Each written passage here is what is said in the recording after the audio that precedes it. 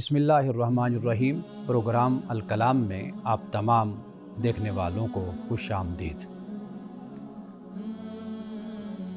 جمعہ کے دن ہم ہمیشہ رسول اللہ صلی اللہ علیہ وسلم کی سیرت مبارکہ پہ بات کرتے ہیں، بلکہ سیرت کے ایک خاص پہلو کو ہم لیتے ہیں اور اس پر تفصیل سے گفتگو کرتے ہیں۔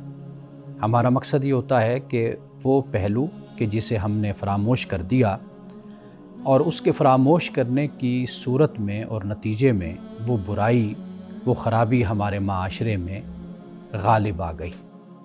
یعنی اب یہ صورتحال ہوتی ہے کہ ہماری توجہ ہی اس طرف نہیں جاتی کہ اس بارے میں ہمیں قرآن مجید کیا کہتا ہے، رسول اللہ صلی اللہ علیہ وسلم کی سیرت ہماری کیا رہنمائی کرتی ہے۔ یعنی ہم وہ غلط کام مسلسل کیے جاتے ہیں اور کبھی بھی ہمیں یہ پریشانی نہیں ہوتی کہ جو کچھ ہم کر رہے ہیں آیا کہ اس میں کہیں اللہ کی نافرمانی تو نہیں ہے، رسول اللہ صلی اللہ علیہ وسلم کی سیرت کے خلاف تو نہیں ہے۔ تو آج بھی ہم نے ایک اسی طرح کا موضوع منتخب کیا ہے کہ جس کے بارے میں ہم اپنے معاشرے میں یہ دیکھتے ہیں، خاص طور پر میڈیا پر، سوشل میڈیا پر آج اس کی بہت سی مختلف صورتیں ہمارے سامنے آ چکی ہیں، جیسے یوٹیوب ہے، پوڈ کاسٹ ہے، اور کئی صورتیں، شکلیں ایسی ہیں کہ جسے ہم اپنا میسیج، اپنا پیغام پہنچانے کے لیے استعمال کرتے ہیں، کر سکتے ہیں اگر ہم چاہیں تو۔ اس کے ذریعے سے ہم اپنے معاشرے کی تربیت اور تعلیم اور اپنے معاشرے کی بہترین طریقے سے رہنمائی کر سکتے ہیں۔ لیکن ہم یہ دیکھتے ہیں کہ یہ سب ذرائع اکثر طور پر اس طرح استعمال کیے جا رہے ہیں کہ جس کا مقصد دو باتیں اگر آپ کہیں تو وہ بن جاتی ہیں۔ ایک بات ہے حب مال اور دوسرا ہے حب شہرت، یعنی یا تو مال حاصل کرنے کے لیے یا شہرت حاصل کرنے کے لیے۔ یہ بات یاد رکھیے کہ شہرت قابل نفرت نہیں ہے، طلب شہرت پسندیدہ نہیں ہے۔ یعنی اگر شہرت اللہ آپ کو دے آپ کے علم کی بنیاد پر، آپ کے کردار اور اخلاق کی بنیاد پر، آپ کی خدمات کی بنیاد پر، تو یہ کوئی بری شے نہیں ہے۔ بلکہ اگر آپ ایک اچھے انسان ہیں تو وہ شہرت آپ کے میسیج اور پیغام اور آپ کی خدمات کو مزید پر اثر اور مؤثر بنا دیتی ہے معاشرے میں، یہ تو اچھی بات ہے۔ لیکن طلب شہرت یہ در حقیقت خطرناک ہے۔ اسی شہرت کی طلب میں اور خواہش میں پھر انسان ایسی حرکتیں کرتا ہے اور ایسے کام کرتا ہے، اور وہ چاہتا ہے کہ میں کسی طریقے سے وائرل ہو جاؤں اور مشہور ہو جاؤں۔ مال انسان کماتا ہے، کوئی حرج نہیں ہے، یہ ناجائز نہیں ہے، بلکہ پسندیدہ عمل ہے کہ اگر آپ محنت کر کے کمائیں اور اچھا کمائیں تو اسلام اس کی تحسین کرتا ہے، اللہ خوش ہوتا ہے۔ لیکن جب اسی مال کی محبت میں آپ اتنے گرفتار ہو جائیں کہ آپ جائز اور ناجائز کو بھول جائیں تو پھر یہ عمل مذموم ہو جاتا ہے، قابل مذمت ہو جاتا ہے۔ فقہائے کرام نے اس لیے مال کو کمانا اسے فرض بھی قرار دیا، یعنی ان کے ہاں جو اصطلاحات ہیں فقہ میں اس کے مطابق انہوں نے اسی مال کو کمانا مستحب بھی قرار دیا اور مباح بھی، وہ میں آپ کو آگے جا کر تفصیل کے ساتھ بتاتا ہوں۔ تو دو بیماریاں اس وقت ہمیں اپنے معاشرے میں غالب نظر آتی ہیں، دو برائیاں معاشرے میں غالب نظر آتی ہیں۔ اگرچہ آپ یہ بھی دیکھتے ہیں کہ اسے دین کے نام پر، اخلاقیات کے نام پر اس کو پیش کیا جاتا ہے، لیکن ہوتا کیا ہے، وہ فقط شہرت اور مال کمانے کا ایک ذریعہ بن جاتا ہے۔ آئیے ذرا ہم اس پہ بات کرتے ہیں کہ حب مال اور حب شہرت، اس کے بارے میں ہمیں قرآن کیا کہتا ہے، رسول اللہ صلی اللہ علیہ وسلم کے فرامین کیا ہیں، اور پھر رسول اللہ کی سیرت ہمیں کیا بتاتی ہے۔ سب سے پہلے آپ یہ دیکھیے کہ اسلام بنیادی طور پر ہمیں یہ کہتا ہے کہ نہ مال کو ترک کرو اور نہ مال کے غلام بنو، یعنی اتنے اسیر نہ ہو جاؤ کہ پھر سب کچھ بھول جاؤ۔ اور یہ بھی فرمایا کہ یعنی اسلام جو ہمیں سبق دیتا ہے، تعلیم دیتا ہے، فرمایا کہ نہ شہرت سے بھاگو نہ اس کے پیچھے بھاگو، یعنی آپ کو شہرت ملتی ہے تو فبہا، وہ آپ کے مشن اور آپ کے کام میں معاون بن جاتی ہے، لیکن شہرت کے پیچھے مت بھاگو۔ یعنی اسلام ہمیں توازن اور اعتدال کی تعلیم دیتا ہے۔ اب آئیے ذرا قرآن مجید کی روشنی میں ہم دیکھتے ہیں کہ اللہ سبحانہ و تعالیٰ قرآن میں کیا فرماتا ہے۔ انسان کی فطرت ہے، عادت ہے کہ وہ مال سے محبت کرتا ہے، لیکن اصل تعلیم کیا ہے؟ وہ توازن اور اعتدال کی تعلیم ہے۔ قرآن مجید میں ہے کہ وَتُحِبُّونَ الْمَالَ حُبًّا جَمًّا، کہ تم مال کی محبت میں گرفتار ہو، اس کے عشق میں تم گرفتار ہو، یعنی شدید محبت تم مال سے کرتے ہو۔ اور پھر مال سے محبت شدید کرنا، پھر اس کے کیا نتائج نکلتے ہیں وہ بھی قرآن پاک نے بیان کیے۔ ایک اور مقام پر اللہ پاک یہ فرماتا ہے کہ ان الانسان لربہ لکنود، کہ بے شک انسان اپنے رب کا ناشکرا ہے۔ وَإِنَّهُ لِحُبِّ الْخَيْرِ لَشَدِيدٌ، اور یہ مال سے شدید محبت کرتا ہے۔ اس سے پہلے فرمایا وَإِنَّهُ عَلَىٰ ذَلِكَ لَشَهِيدٌ، اور یہ اس پر گواہ بھی ہے، یعنی اس کو معلوم ہے، اپنے آپ سے یہ واقف ہے، اس کو پتہ ہے کہ یہ اپنے رب کا ناشکرا بھی ہے، اور پھر اسی ناشکری کی وجہ اور سبب یہ مال سے شدید محبت بھی کرتا ہے۔ قرآن مجید نے اس بات کو اس طرح بھی بیان کیا ہے، جیسے میں نے آپ سے عرض کیا کہ بھئی مال کی شدید محبت، یہ کیا نتیجہ ہوتا ہے اس کا؟ پھر یہ ہوتا ہے کہ حقوق انسان دوسروں کے تلف کرنا شروع کر دیتا ہے، یعنی حق تلفی پھر انسان کی عادت بن جاتی ہے۔ قرآن مجید نے یہ بیان کیا کہ پھر انسان جو انسا ہے وہ یتیم ہیں تو ان کو نہ کھانا کھلاتا ہے، اور نہ مسکین کو کھانا کھلانے کی رغبت دیتا ہے، نہ مال کو اللہ کی راہ میں خرچ کرتا ہے۔ یعنی معاشرے پر اللہ کی راہ میں خرچ کرنا، اللہ تو مستغنی ہے، بے نیاز اور بے پرواہ ہے، اس کو ہمارے مال کی ضرورت نہیں ہے، لیکن وہ خوش اس بات پر ہوتا ہے کہ جب آپ اس کی مخلوق کا خیال کرتے ہیں۔ تو قرآن مجید نے اسی بات کی ہمیں تعلیم دی اور فرمایا کہ جب انسان مال سے محبت کرتا ہے، یعنی قرآن مجید کو اگر آپ پڑھیں تو مال سے جب انسان محبت کرتا ہے تو اس کی صورت کیا نکلتی ہے؟ ایک تو یہ نکلتی ہے کہ انسان پھر یتیموں سے غفلت کرنا شروع کر دیتا ہے۔ ارأیت الذی یکذب بالدین فذلک الذی یدع الیتیم ولا یحض علی طعام المسکین فویل للمصلین الذین هم عن صلاتهم ساہون الذین هم یراؤون ویمنعون الماعون۔ یعنی کیا کرتے ہیں؟ یتیم کو دھکا دیتے ہیں، مسکین کو کھانا کھلانے کی رغبت نہیں، لوگوں کو ترغیب نہیں دیتے۔ تو ہلاکت ہے ایسے نمازیوں کے لیے، نماز تو پڑھتے ہیں لیکن اپنے مال کی جو منصفانہ تقسیم ہے، عادلانہ، وہ نہیں کرتے، مال پر سانپ بن کر بیٹھ جاتے ہیں۔ اس لیے کہ نمازیں پڑھنا آسان ہے اس کے مقابل میں کہ انسان اپنے نفس کی مخالفت کرتے ہوئے مال کو اللہ کی راہ میں خرچ کرے۔ یتیموں سے غفلت کرتے ہیں، ظلم کرتے ہیں، یہ مال سے محبت کا پھر نتیجہ ہے۔ بخل کرتے ہیں، تکبر کرتے ہیں، یعنی یہ وہ راستہ بن جاتا ہے جب انسان مال کی محبت کا گرفتار ہوتا ہے۔ قرآن مجید میں یہ پہلو بھی یاد رکھیے کہ اللہ سبحانہ و تعالیٰ نے مال کو مثبت انداز میں بھی بیان کیا ہے۔ یہ پہلو کبھی بھی اگنور نہیں کرنا چاہیے، اس پر توجہ کرنی چاہیے، اس لیے کہ آپ کے پاس مال ہوگا تو آپ زکوٰۃ دیں گے، مال ہوگا تو آپ انفاق کریں گے، مال ہوگا تو صدقہ و خیرات کریں گے، مال کمائیں گے، محنت کریں گے تو آپ اس پر اجر بھی لیں گے۔ رسول اللہ صلی اللہ علیہ وسلم نے اس لیے فرمایا کہ جو مال ہے اس کا کمانا، فرمایا کہ یہ فرض کے بعد فریضہ ہے، یعنی جیسے کئی اللہ کی طرف سے فرائض ہیں ہم پر، اسی طرح یہ بھی ایک فریضہ بن جاتا ہے کہ جس کو ادا کرنا چاہیے، بجا لانا چاہیے، اور حلال کما کر انسان کو اللہ کی راہ میں خرچ کرنا چاہیے۔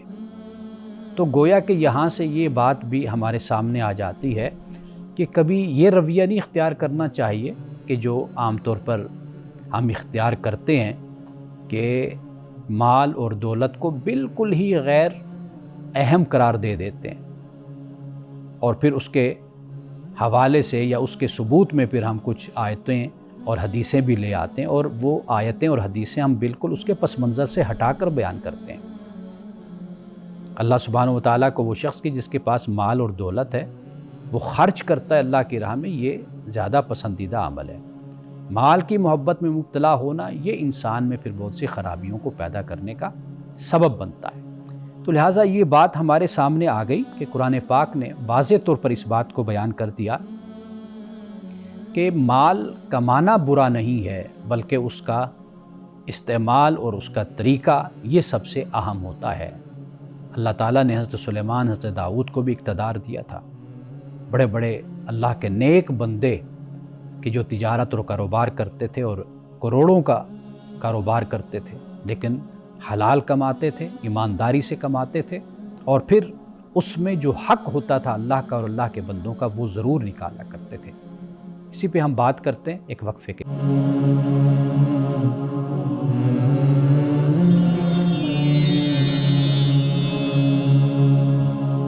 وقفے کے بعد دوبارہ آپ کی خدمت میں حاضر ہیں۔ ہم بات کر رہے ہیں حب مال پر اور حب شہرت پر۔ یہ دو بیماریاں ایسی ہیں کہ جو انسان کی نیکیوں کو، ایک مسلمان کے صدقات و خیرات کو اور اچھے کاموں کو یہ تباہ کر کے رکھ دیتے ہیں، حب مال اور حب شہرت۔ اب آئیے، انسان کی فطرت میں کچھ حب رکھی گئی ہیں، یعنی جو انسان چاہتا ہے اس کی طرف انسان کا کھچاؤ ہوتا ہے، کشش ہوتی ہے، لیکن اس میں پھر انسان کبھی افراط و تفریط کا شکار بھی ہو جاتا ہے، یا تو بالکل ہی ترک کرنے کا ارادہ کر لیتا ہے، چھوڑ دینے کا، یا پھر یہ ہے کہ اس میں انوالو ہو جاتا ہے، اور اس طرح انوالو ہوتا ہے کہ پھر اس کو سب کچھ بھول جاتا ہے۔ ایک تو ہے حب الراحت، یعنی تن آسانی۔ یہ انسان اس سے بھی بڑی محبت کرتا ہے کہ بس ہر وقت لیٹا رہے، سویا رہے، اور بعد اوقات تو یہ ایک قومی رویہ بن جاتا ہے۔ دنیا میں ہم دیکھتے ہیں کہ لوگ صبح صبح اپنے کاموں پر جا رہے ہوتے ہیں اور بڑی تیزی کے ساتھ، اور ہم یہ بھی دیکھتے ہیں کہ یہ رویہ بھی ایک قوم کا ہوتا ہے کہ جس کی کوشش یہ ہوتی ہے میں کسی طریقے سے حرام حلال کا فرق کیے بغیر کما لوں اور مجھے محنت نہ کرنی پڑے۔ آپ دیکھ لیجئے کہ ہمارے خاص طور پر آئی ٹی کے شعبے میں ماہر لوگ کم ملتے ہیں، لیکن بے روزگار زیادہ ہیں۔ وہ جو بے روزگار ہیں وہ یہ نہیں کرتے کہ وہ اپنے میں مہارت حاصل کر لیں اور ماہر بن جائیں، پھر اس کے بعد وہ ایک جاب نہیں، ایک روزگار نہیں، کئی روزگار پھر ان کا انتظار کرتے ہیں، لیکن وہ محنت سے جی چراتے ہیں، کام پر توجہ نہیں کرتے، کام کو توجہ سے سیکھتے نہیں، اس کا شوق نہیں رکھتے۔ اس کو کہا جاتا ہے حب الراحت۔ اور دوسری جو حب ہوتی ہے وہ حب الریاسہ ہوتی ہے، یعنی ریاست طلبی، اقتدار، طاقت، قوت، یہ میرے پاس آ جائے۔ اور اسی طرح حب العلو، یعنی برتری کی بھی خواہش ہوتی ہے انسان میں کہ میں برتر ہو جاؤں۔ یہ محبت بری نہیں ہے، لیکن اصل چیز کیا ہے؟ ایک تو محنت نہ کر کے برتری چاہنا، اور دوسری برتری یہ ہے کہ جیسے قرآن مجید نے کہا کہ اگر ان کو اقتدار مل جائے تو زمین میں فساد پھیلائیں گے، کوشش اسی میں کریں گے کہ بھی فساد پھیلے، کھیتوں کو اجاڑ دیں گے، تباہ کر دیں گے، نسلوں کو تباہ کر دیں گے۔ تو ایک تو برتری کی یہ شکل ہوتی ہے۔ ایک اور جو آج سے متعلق خاص طور پر ہے وہ ہے حب الکلام، کلام کی کثرت، بولنے کی عادت۔ اور وجہ کیا ہوتی ہے کہ وہ گفتگو میں اپنی اجارہ داری قائم کرنا چاہتے ہیں۔ وہ یہ چاہتے ہیں کہ تمام تر توجہ ان کی طرف مرکوز رہے۔ اب اس کا بنیادی محرک کیا ہوتا ہے؟ خود نمائی ہوتا ہے۔ یعنی آپ دیکھ لیجئے کہ اگر کوئی انٹرویو ہو رہا ہے، وہ پوڈ کاسٹ کا ہو یا وہ کسی بھی حوالے سے ہو، یوٹیوب پر ہو یا الیکٹریکل میڈیا پہ ہو یا کسی اور پیپر میڈیا پہ، کہیں پر بھی جو یہ شہرت حاصل کرنے کا طریقہ ہے وہ یہی ہے کہ زیادہ سے زیادہ بولو اور دوسرے پر غلبہ حاصل کر لو اور کسی طریقے سے اس کو شکست دے دو، اور دیکھنے والے صرف اس انتظار میں ہوں اور صرف اسی پر توجہ کریں کہ یہ بولنے والا کون ہے، کیا بول رہا ہے۔ اس سے کیا ہوگا؟ اس سے ریٹنگ بڑھے گی، ویورشپ بڑھے گی، لوگ زیادہ سے زیادہ دیکھیں گے۔ آج کی جو بیماری ہے وہ یہ حب الکلام ہے، کثرت کلام، کہ اس کے ذریعے سے لوگوں کی توجہ حاصل کی جائے اور اس کے ذریعے سے پھر جو راستہ اگلا اختیار کیا جاتا ہے وہ حب مال کا راستہ ہوتا ہے۔ اب رسول اللہ صلی اللہ علیہ وسلم کی احادیث کو ذرا اس حوالے سے ہم دیکھتے ہیں۔ آپ صلی اللہ علیہ وسلم نے یہ بھی فرمایا، اور اس پہ ہم ایک مرتبہ پہلے بھی بات کر چکے، فرمایا کہ 2 بھوکے بھیڑیے اگر بکریوں کے ریوڑ میں چھوڑ دیے جائیں تو وہ اتنا نقصان نہیں کرتے جتنا شہرت اور مال کی محبت انسان کے دین کو برباد کر دیتے ہیں۔ شہرت اور مال کی محبت یہ انسان کے دین کو تباہ و برباد کر کے رکھ دیتے ہیں، اور یہ نقصان جتنا زیادہ ہوتا ہے اس کا کوئی تخمینہ اور کوئی اندازہ نہیں لگا سکتا، لیکن یہ وہ سب کچھ ہے کہ جو پردے میں ہے۔ ایک انسان اس دنیا میں اخلاقی برائی کے ذریعے سے یا معاشرے میں ایک ایسے برا کلچر پیدا کرنے سے وہ تباہ تو کر دیتا ہے معاشرے کو، اور اس کے بدلے میں کچھ حاصل بھی کر لیتا ہے، لیکن وہ یہ نہیں دیکھتا کہ یہ جو میں یہ صدقہ جاریہ جو چھوڑ کر جا رہا ہوں، یعنی میں جو بول رہا ہوں، جو کہہ رہا ہوں، جو لوگ سن رہے ہیں، آیا کہ ان کی کردار سازی، اخلاق سازی ہو رہی ہے، یا میں ان کے اخلاق کو تباہ کر رہا ہوں۔ اب یہ وہ چیز ہے کہ جو اس کے دین کو تباہ کرتی ہے اور اس کے لیے برائی کا صدقہ بن جاتا ہے، جاریہ بن جاتا ہے۔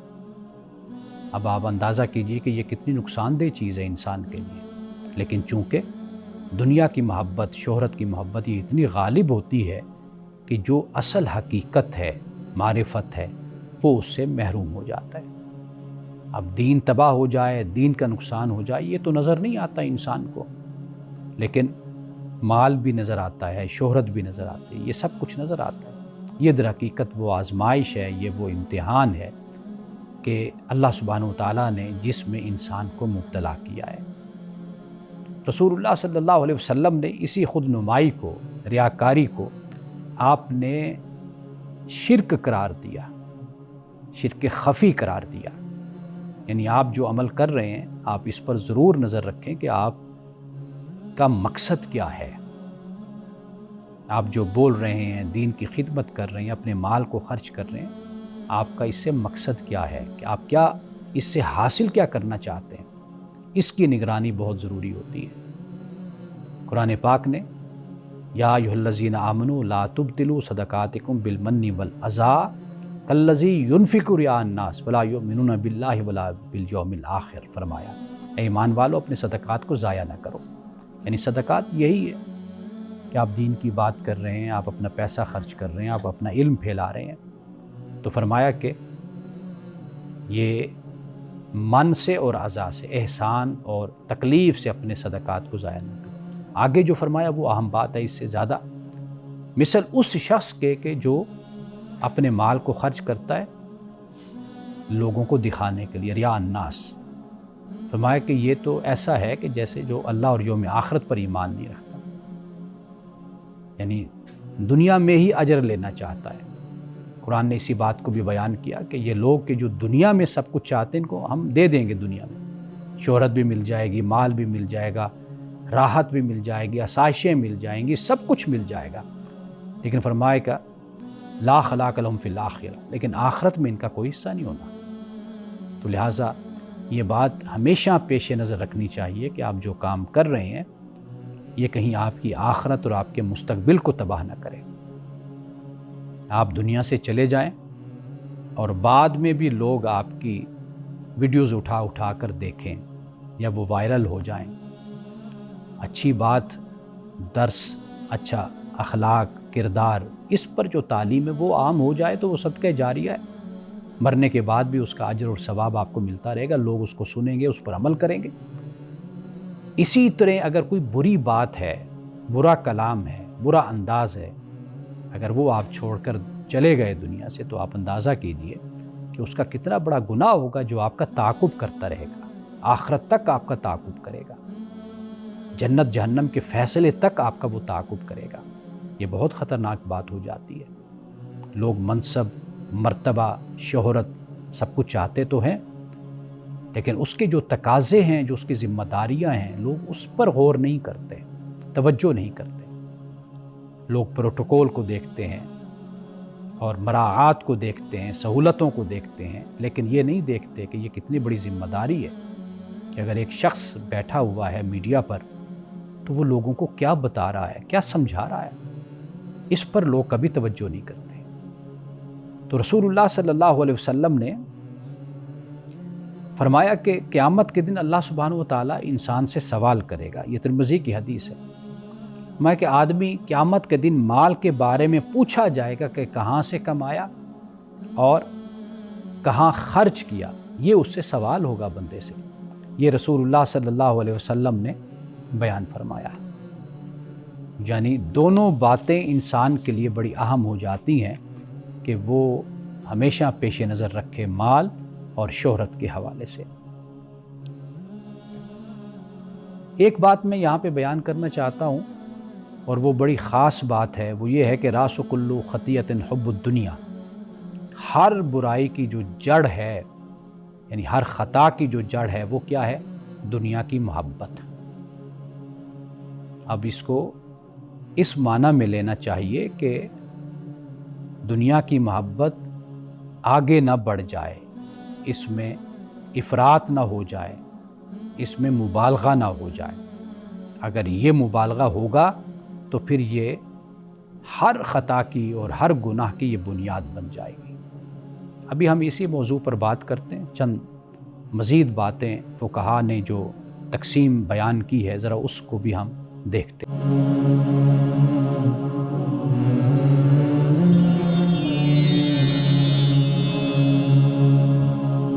وقفے کے بعد دوبارہ آپ کی خدمت میں حاضر ہیں۔ آئیے سب سے پہلے رسول اللہ صلی اللہ علیہ وسلم کی سیرت سے کچھ باتیں بیان کرتے ہیں، پھر اس کے بعد فقہائے کرام نے جو بیان کیا وہ میں خاص طور پر اس لیے کہنا چاہتا ہوں کہ انہوں نے فقہ، اسلامی قانون اور اسلامی فقہ کی روشنی میں جس طرح ان کا ایک مزاج ہے، انداز ہے کہ وہ تقسیم کر دیتے ہیں، تو وہ بات آسانی کے ساتھ سمجھ آ جاتی ہے۔ یوں سمجھیے کہ وہ آج کا خلاصہ بھی ہو جائے گا۔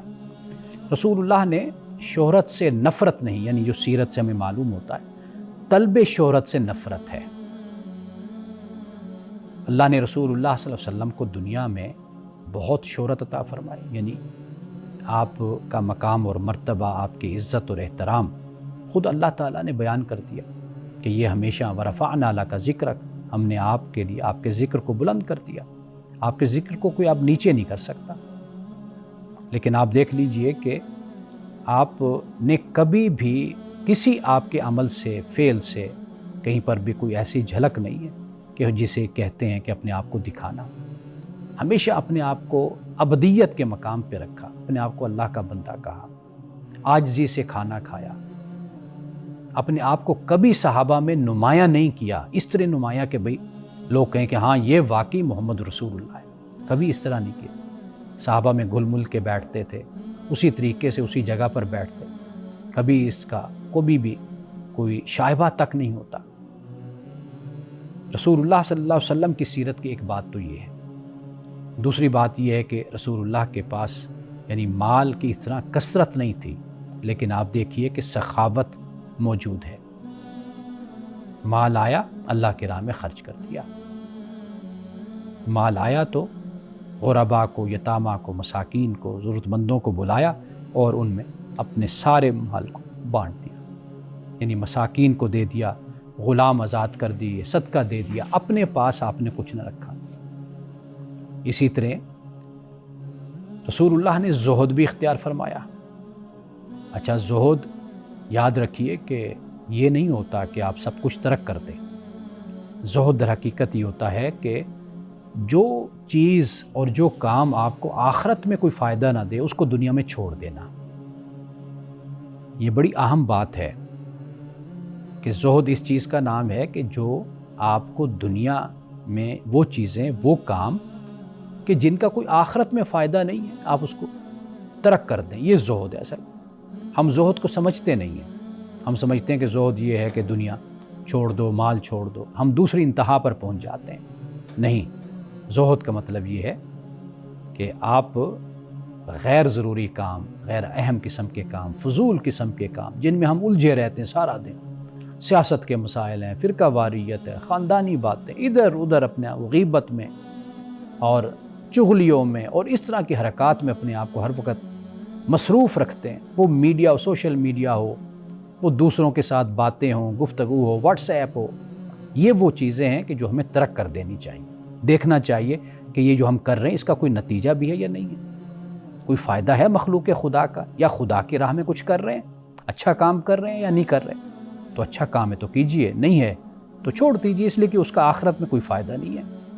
تو رسول اللہ صلی اللہ علیہ وسلم نے یہ راستہ آپ نے اختیار فرمایا، ورنہ آپ کے لیے کسی چیز کی کوئی کمی نہیں تھی کہ آپ اگر چاہتے تو وہ آپ کو مل نہ جاتا۔ عائشہ صدیقہ رضی اللہ تعالی عنہا نے جب آپ سے یہ سوال کیا، یا رسول اللہ صلی اللہ علیہ وسلم آپ اللہ سے اتنا مانگیے، سوال کیجئے کہ اللہ آپ کو مال اور دولت سے کم از کم اتنا ہو کہ بھوک کی اور فاقوں کی نوبت نہ آئے۔ آپ نے فرمایا کہ اگر میں چاہوں تو یہ جو پہاڑ ہیں یہ بھی سونا بن کر میرے ساتھ چلیں، لیکن آپ نے فرمایا کہ میں نے فقر کو ترجیح دی ہے۔ آپ کا مقام و مرتبہ ہے، آپ نے لوگوں کے لیے اپنے اسوہ کو پیش کیا ہے، آپ نے غریبوں کے لیے، یتیموں کے لیے آپ نے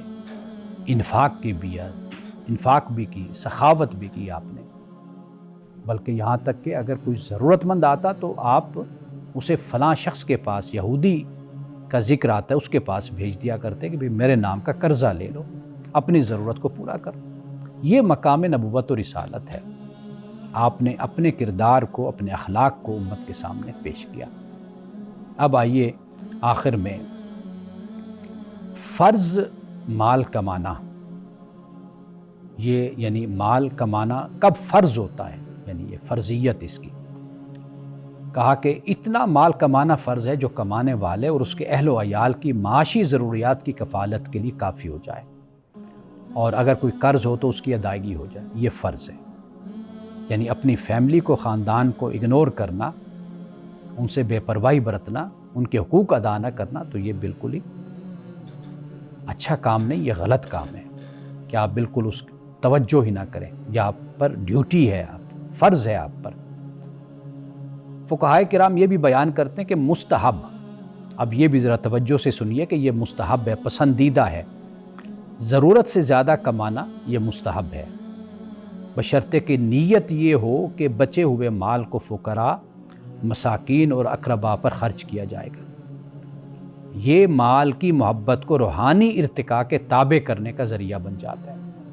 یعنی آپ اگر روحانیت، اسپرچولیٹی میں ترقی کرنا چاہتے ہیں، آگے بڑھنا چاہتے ہیں، تو پھر آپ مال کمائیے اور مال کما کر پھر فقراء پہ، مساکین پہ، اپنے اقرباء اور رشتہ داروں پہ آپ خرچ کیجئے، یہ مستحب عمل ہے۔ اور پھر اسی طرح جو مباح ہے، اب یہ بھی دیکھ لیجئے، فرمایا کہ ضرورت سے زیادہ کمانا اس نیت سے مباح ہے کہ اپنی شان و شوکت اور اپنے وقار کو محفوظ رکھے، لیکن شرط اس میں یہ کہ فخر اور کبر شامل نہ ہو۔ یعنی بے شک آپ اپنے اخراجات کو اور اپنے سٹیٹس کو مینٹین رکھنا چاہتے ہیں تو ضرور رکھیے، آپ محنت کیجئے، حلال کمائیے، رشوت نہ لیجئے، حرام نہ کمائیے، تو یہ پھر مباح ہو جاتا ہے۔ اب آخری بات جو حرام ہے وہ کیا ہے؟ انہی باتوں کے اپوزٹ، برعکس جو بات بنتی ہے وہ حرام ہو جاتی ہے۔ وہ کیا ہے؟ وہ یہ ہے کہ محض مال اور دولت کو جمع کر کے پھر اپنے فخر اور تکبر کے اظہار کے لیے اس کو زیادہ سے زیادہ کمانا، یہ حرام ہے۔ اچھا، پھر یہ ہے کہ صرف حرام ذرائع سے نہیں، حلال ذرائع سے بھی کمایا جائے نا، تو یہ بھی حرام ہو جاتا ہے کہ اگر اس کا مقصد کیا ہو؟ غرور، تکبر، فخر، لوگوں پر اپنی دولت کی دھاک بٹھانا، اور پھر اس دولت کو اس راستے میں خرچ کرنا کہ جو اللہ تعالیٰ نے منع کر دیا۔ تو لہٰذا ہمارے فقہائے کرام نے بات کو اس طریقے سے تقسیم کر کے آسان کر دیا کہ ہم اس طریقے سے بات کو سمجھ سکتے ہیں۔ ناظرین کرام، اس کے بعد ہم ایک کتاب پر بات کریں گے۔ آج کی جو کتاب ہے وہ بہت ہی اہم ہے، ہمارا جو معاشرتی اور سماجی جو اس وقت رویہ بن چکا ہے مذہب کے حوالے سے، سیاست کے حوالے سے، اس حوالے سے یہ کتاب بہت اہم ہے۔ ایک وقفے کے بعد ہم اس پہ بات کرتے ہیں۔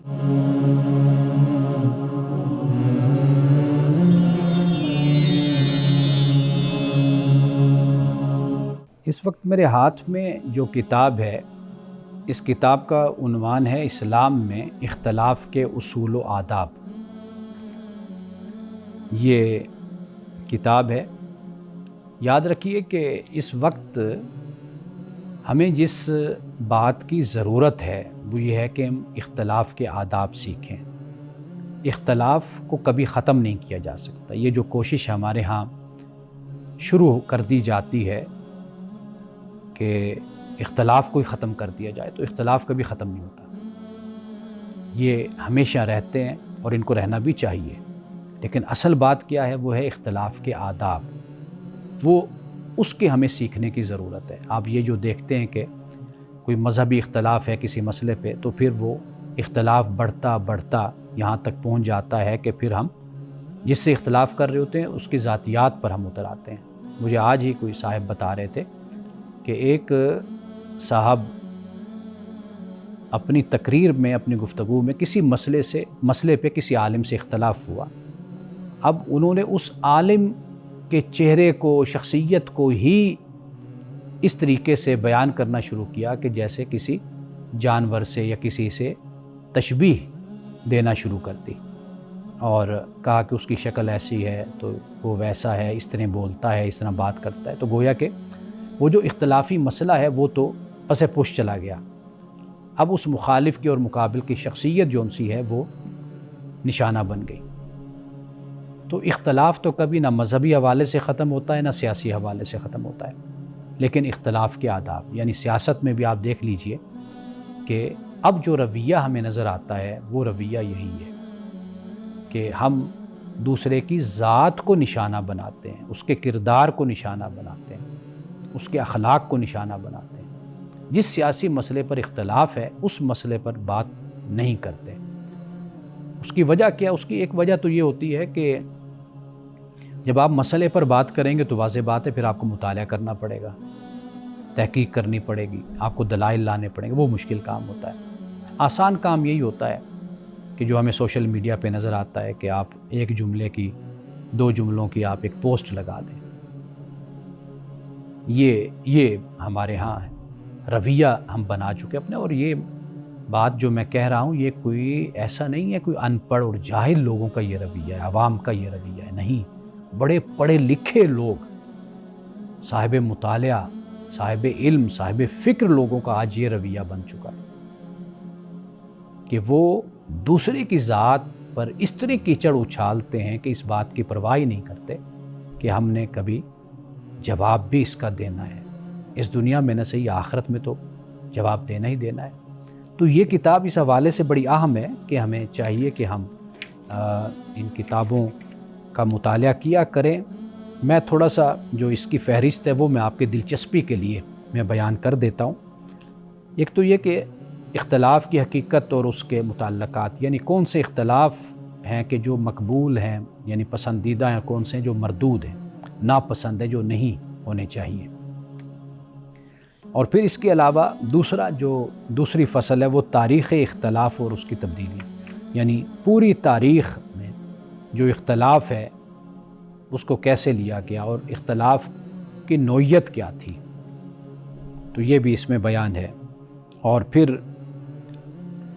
مناہج ائمہ کا اختلاف، یعنی مسائل کو انہوں نے استنباط کیا، استخراج کیا، استدلال کیا، تو ان کے جو مناہج ہیں، ان کا طریقہ کار، اس کو بھی یہاں پر ڈسکس کیا گیا ہے۔ کیونکہ آپ جانتے ہیں کہ ائمہ میں، علماء میں اختلاف پہلے بھی تھا اور اب بھی ہے اور رہے گا یہ اختلاف۔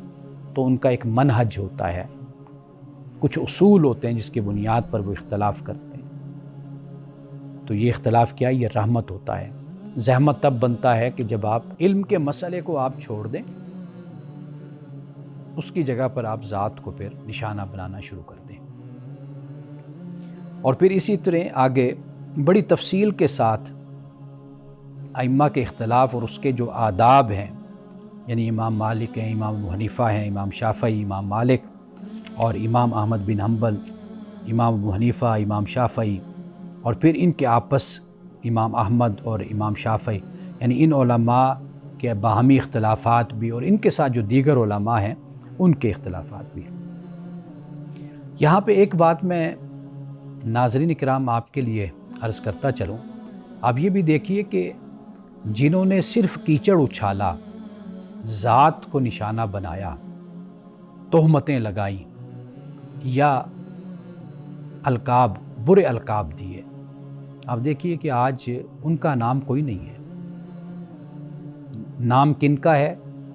نام ان کا ہے کہ جنہوں نے علم کی بنیاد پر اختلاف کیا، دلیل کے ساتھ اختلاف کیا، ان کا نام آج بھی زندہ ہے۔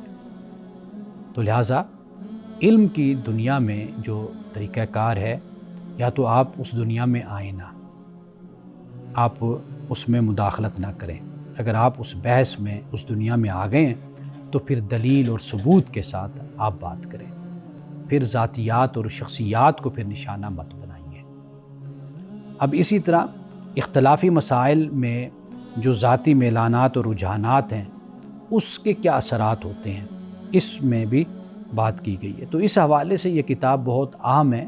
ہمارے موجودہ احوال اور موجودہ ماحول کو اگر ہم دیکھیں تو ایسی کتابیں ہم لوگوں کو پڑھنی چاہیے، تاکہ سیاست میں اور مذہب میں یا گھر میں بھی اختلاف ہوتا ہے تو کم از کم ہم اپنے اندر اختلاف کے آداب، اس کی تربیت اپنی ذات میں پیدا کریں اور اپنے آپ کو ایک اچھا انسان اور ایک اچھا مسلمان اپنے آپ کو بنائیں۔